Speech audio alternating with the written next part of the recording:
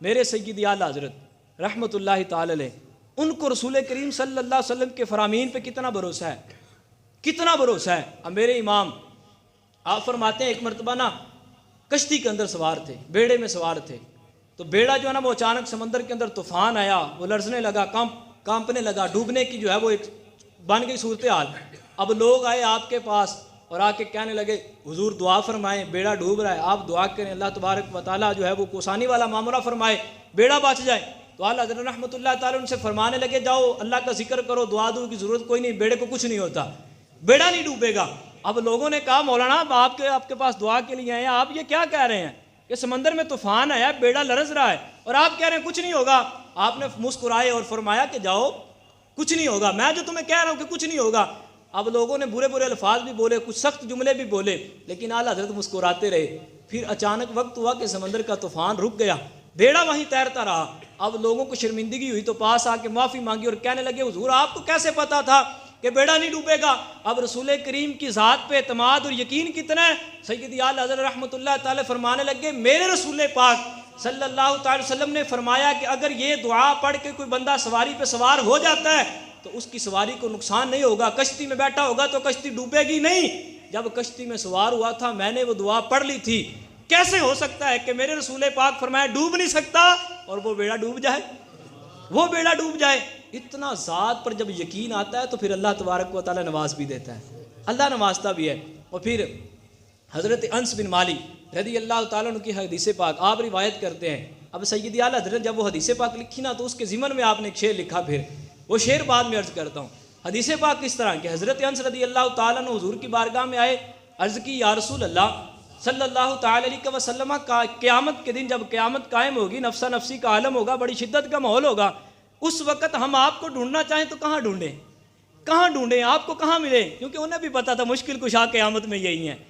یہی ہماری مشکل کو دور کریں گے۔ اسی لیے تو پوچھا نا کہ یا رسول اللہ صلی اللہ علیہ وسلم کہاں ڈھونڈوں؟ تو رسول پاک صلی اللہ علیہ وسلم نے فرمایا اے انس مجھے حوض کوثر پہ ڈھونڈنا،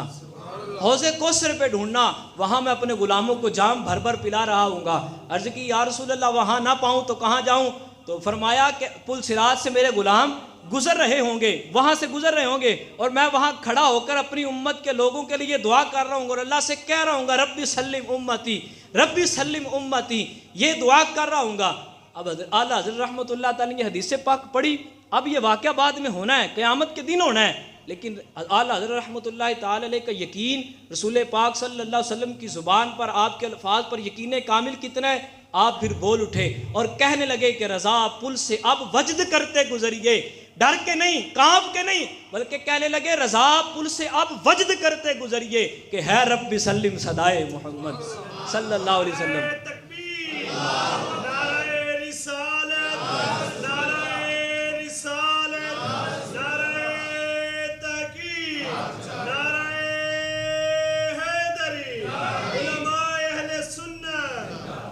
تو یہ اعلیٰ حضرت رحمۃ اللہ تعالیٰ کے یقین کہ کہنے لگے کہ ڈر کے نہیں، کانپ کے نہیں، اب ڈر کی بات نہیں، اب تو رسول کریم نے فرما دیا کہ میں اپنی امت کے لیے وہاں کھڑا ہوں گا اور اللہ سے دعائیں کر رہا ہوں گا ربی سلم امتی، ربی سلم امتی۔ تو اعلیٰ حضرت کہنے لگے پھر ڈر کس بات کا، پھر تو میں یہاں دنیا میں کہہ دیتا ہوں کہ رضا پل سے اب وجد کرتے گزریے کہ ہے رب سلم صدائے محمد، اور کہنے لگے اجابت کا جوڑا، عنایت کا صحرا، دلہن بن کے نکلی دعائے محمد، اور اجابت نے جھک کر گلے سے لگایا۔ یہ دعا اوپر بڑھ نہیں پائی تھی بلکہ قبولیت نے خود جھک کر حضور سید عالم صلی اللہ علیہ وسلم کی دعا کو گلے سے لگایا۔ کہنے لگے اجابت نے جھک کر گلے سے لگایا، بڑھی ناز سے جب دعائے محمد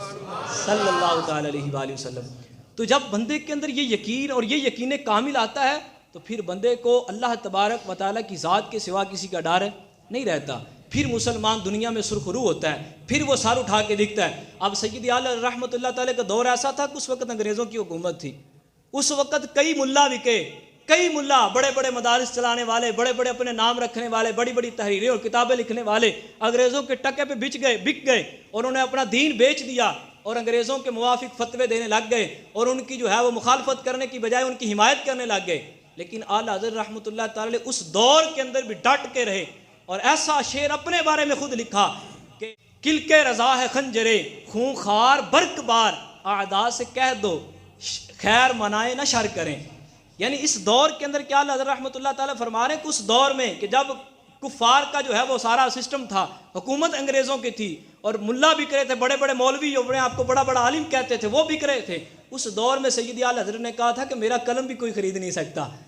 امام احمد رضا کو خریدنا تو بڑی دور کی بات ہے، میرے تو کوئی قلم کو بھی نہیں خرید سکتا، میری تو کوئی جو لکھتا ہوں اس کو بھی کوئی نہیں خرید سکتا۔ تو یہ جب رسول پاک صلی اللہ تعالی وسلم کی ذات پہ اور اللہ تبارک و تعالیٰ کی ذات پہ یقین کامل ہوتا ہے تو پھر بندہ مومن کے دل میں کسی چیز کا ڈر اور خوف نہیں رہتا۔